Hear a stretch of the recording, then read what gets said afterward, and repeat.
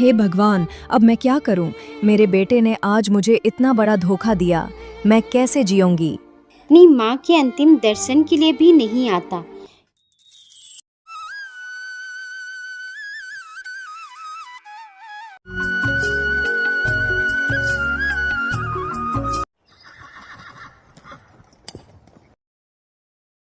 हरिहरपुर गांव की कच्ची गलियों में एक पुराना लेकिन मजबूत मकान खड़ा था।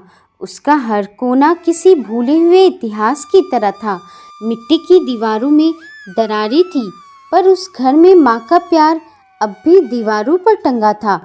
वहीं रहती थी जानकी देवी अपनी बेटी विक्रांत और बहू श्रुति के साथ। विक्रांत की पत्नी श्रुति एक बहुत संपन्न परिवार से थी और उसके पिता रघुवंशी पूरे गांव के सरपंच थे। एक सुबह, श्रुति बेटा, आज क्या बना रही हो खाने में? माँ जी, जो आप कहेंगी वही बना दूंगी, लेकिन आज सब्जियां थोड़ी कम है। कोई बात नहीं, जो भी हो प्यार से बना दो, वही स्वादिष्ट लगेगा। बेटी, खाने की रेसिपी नहीं, उसमें भावना होनी चाहिए।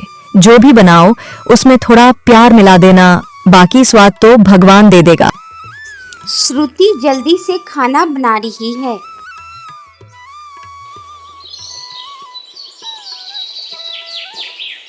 शाम होते होते विक्रांत घर लौट आता है। आज कुछ अलग बात थी। अरे बेटा, आज तो बहुत जल्दी आ गए। सब कुशल मंगल तो है? माँ, एक जबरदस्त मौका मिला है। एक प्राइवेट कंपनी में मैनेजर की पोस्ट खाली हुई है। अगर मुझे यह नौकरी मिल जाए तो हमारी सारी जिंदगी बदल जाएगी। वाह बेटे, भगवान तेरी मेहनत का फल दे रहा है। फिर देर किस बात की? लेकिन माँ, एक शर्त है। 2 लाख रुपए का सिक्योरिटी डिपॉजिट देना होगा और हमारे पास तो इतने पैसे नहीं है माँ। पिताजी से बात कर सकती हूँ, लेकिन आप समझ ही रहे होंगे उनका स्वभाव। वो शायद मदद कर दे। लेकिन बेटा, ये घर जो तुम्हारे बाबूजी ने अपने हाथों से बनाया था, वही आखिरी निशानी है। लेकिन अगर इसी से तुम्हारा भविष्य बनता है तो इसे गिरवी रख दो। जब कमाओगे तब इसे फिर से अपने नाम कर लेना। ये घर बाबूजी की आत्मा है। मैं इसे बेच या गिरवी कैसे रख सकता हूँ? बेटा, मैं तेरे भविष्य को अंधेरे में नहीं देख सकती। एक माँ की ममता को मजबूरियां खा जाती हैं। रख दे इसे गिरवी। मेरे जीते जी मैं सब देख लूंगी।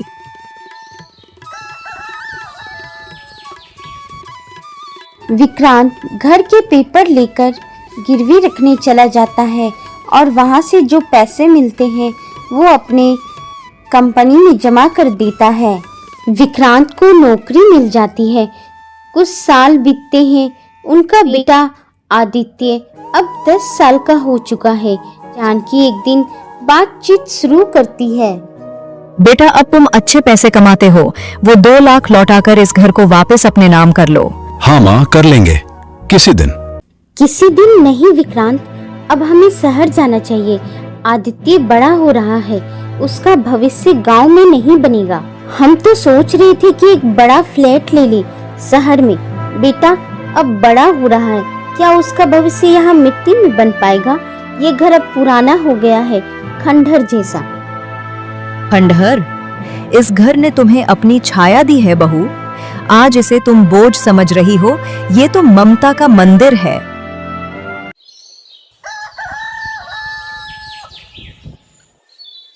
माँ जी, मैं अपने बाबूजी के घर जा रही हूँ। शाम तक वापस आ जाऊंगी। ठीक है बेटा।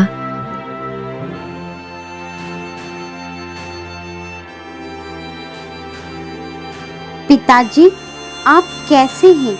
मैं ठीक हूँ। बेटा, तुम्हारी ससुराल में कोई तकलीफ तो नहीं है ना तुम्हें? अब आपसे क्या छुपाना पिताजी। माँ जी ने इनके नौकरी के लिए 2 लाख रुपए दिए थे घर गिरवी रखकर। आज माँ जी कहती है कि पैसे देकर घर के कागज वापस ले आओ। तो बेटा, इसमें क्या दिक्कत है? बाबूजी, अभी हमारा बेटा आदित्य भी बड़ा हो गया है। इसके आगे भविष्य के लिए हमें पैसों की जरूरत होगी ना। अब ऐसे में 2 लाख दे देंगे तो हम बचत कैसे करेंगे? बेटी, अपने पति से कहकर कोई दूसरा घर ले लो और अपने पति और बेटे के साथ खुश रहो। लेकिन पिताजी, वो माँ जी का आखिरी सहारा है। बेटा, वो बुढ़िया और कितने दिन रहेगे? उसके लिए तुम अपने खुशियां क्यों त्याग कर रही हो? रघुवर सिंह अपनी बेटी को सास के खिलाफ पूरी तरह से भड़का देता है। श्रुति अपने मायके से वापस घर आ जाती है और श्रुति रात को विक्रांत से बातें करती है। रात के वक्त श्रुति विक्रांत को वो सब कुछ बताती है जो उसके पिता ने श्रुति को बताया था। आपके पिताजी की यादें जरूरी है या अपने बेटे का भविष्य? कह तो तुम सही रही हो। कल सुबह माँ से बात करते हैं।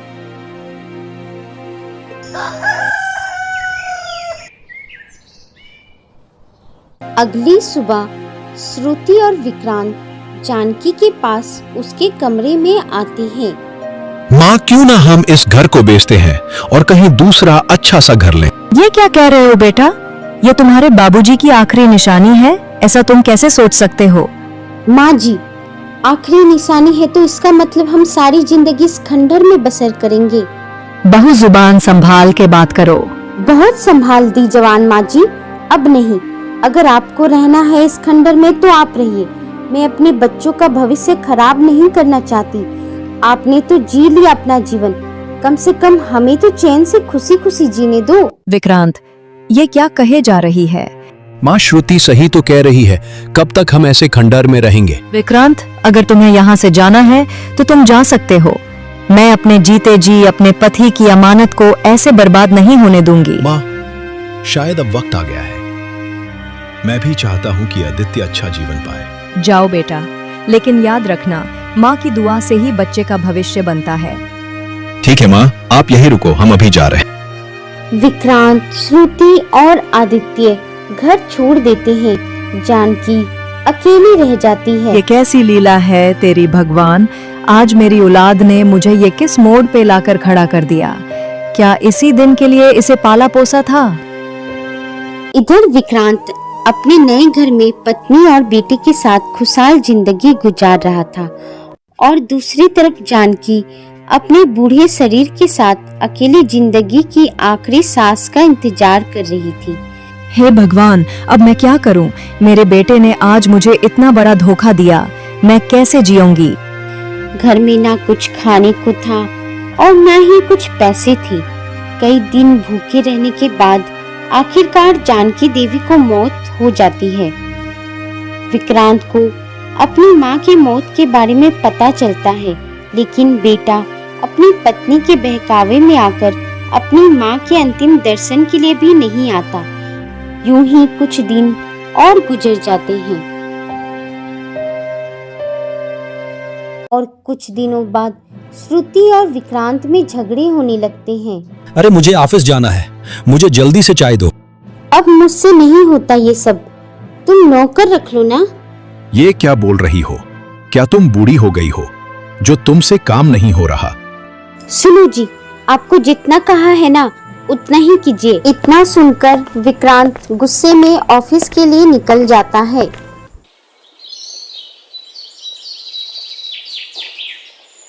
श्रुति, एक बुरी खबर है।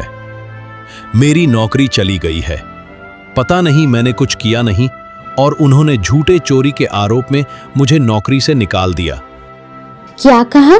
नौकरी से निकाल दिया? हाँ श्रुति, हम बर्बाद हो गए। ये सब क्या हो गया? श्रुति, एक गिलास पानी देना। मैं नौकरानी नहीं हूँ इस घर की। और सुनो, तुम्हारी नौकरी गई तो मैं भी चली जाऊंगी यहाँ से। तुमसे मैं शादी करके पछता रहा हूँ। हमेशा की तरह विक्रांत और श्रुति में बहस हो जाता है। तुम्हारी नौकरी चली गई, अब तो मैं तुम्हारे साथ बिल्कुल नहीं रहूंगी। अरे जाओ जाओ, भाग्य तो मेरे फूटे तुमसे शादी करके। अरे जाओ जाओ, जो इंसान अपनी माँ का ना हुआ वो मेरा क्या होगा? माँ ने अपना घर बेच दिया तुम्हारी नौकरी की खातिर और बदले में आपने उन्हें बेघर कर दिया। पर श्रुति, ये सब तो मैंने तुम्हारे लिए किया, अपने बच्चे आदित्य के अच्छे भविष्य के लिए किया। दोनों के बीच इतनी बहस होती है कि श्रुति अपने बेटे को लेकर अपने पिताजी के घर चली जाती है।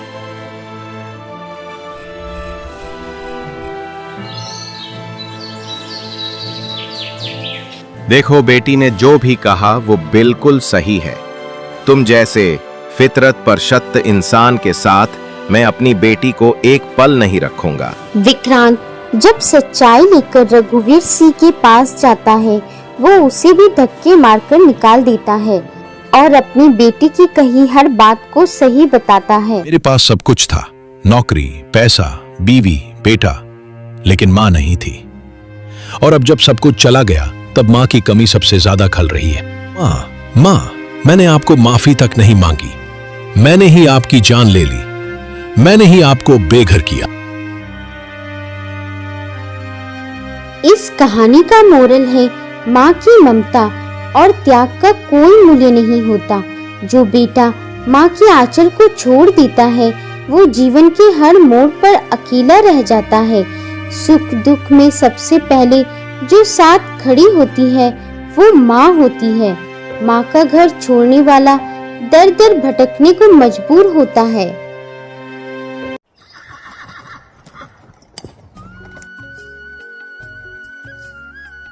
गांव हरिपुर में राजू नाम का एक लड़का अपनी माँ के साथ रहता था।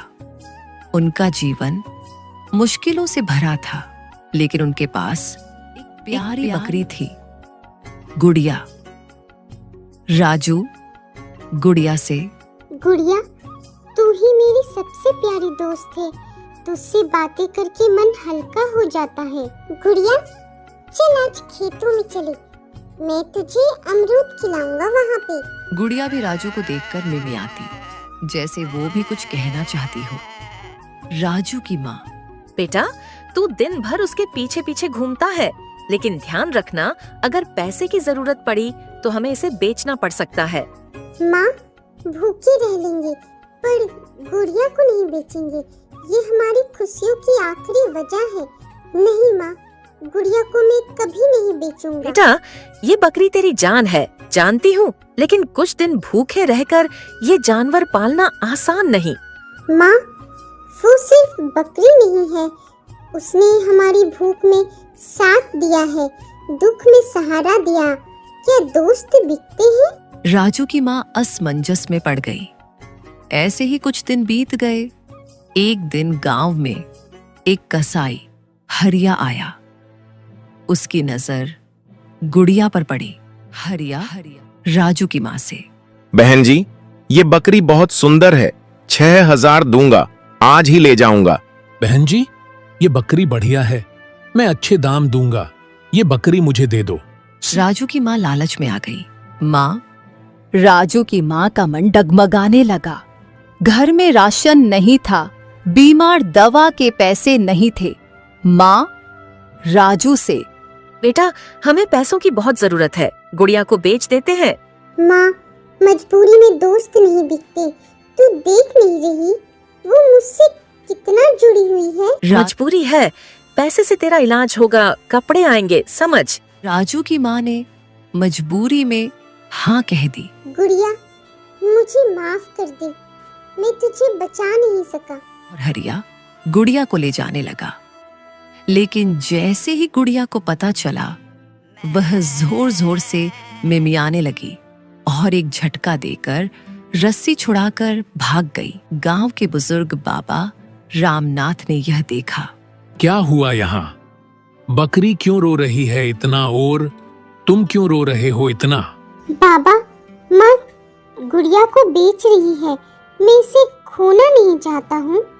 क्या ये मूक जानवर तुम्हें नहीं सिखाते कि प्रेम कैसा होता है? इससे ज्यादा वफादार दोस्त नहीं देखा मैंने। बाबा, मैंने पैसे दिए हैं, ये बकरी अब मेरी है। इंसानियत पैसे से बड़ी होती है हरिया। मैं नहीं मानता कोई सौदा उस आत्मा के साथ जो जानवर में भी ईश्वर देखता है। बाबा ने गांव वालों को इकट्ठा किया और बात समझाई। गांव वालों ने चंदा इकट्ठा किया, बच्चों ने अपनी गुल्लक तोड़ी, औरतों ने गेहूं चावल दिए।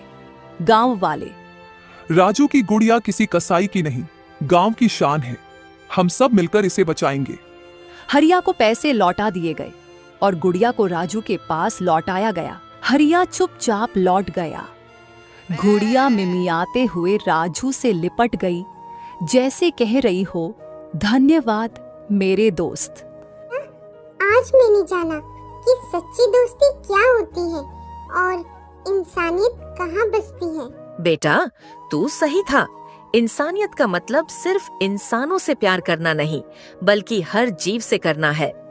जो जानवर के दर्द को नहीं समझ सकता वह इंसान नहीं। दया, प्रेम और त्याग ही हमें मनुष्य बनाते हैं। आज ये बकरी हमें ये पाठ पढ़ा गई। गांव वालों ने तय किया कि अब कोई भी जानवर जिंदा नहीं बेचा जाएगा।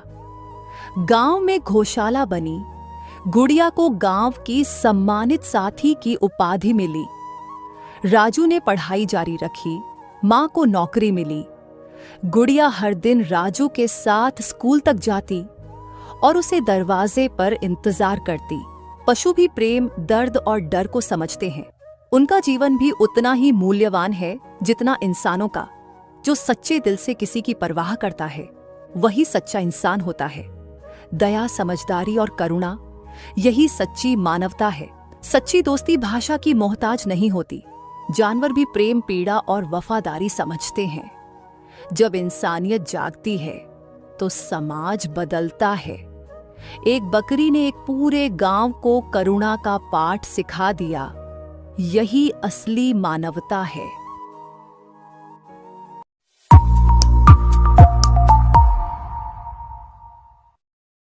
अगर आपको मेरी कहानी अच्छी लगे तो कृपया कमेंट करें कि आपको कहानी का सबसे अच्छा हिस्सा कौन सा लगा। कृपया लाइक कमेंट करें। लाइक कमेंट से हमें मोटिवेशन मिले। और अच्छी कहानी ला साके देखने के लिए धन्यवाद।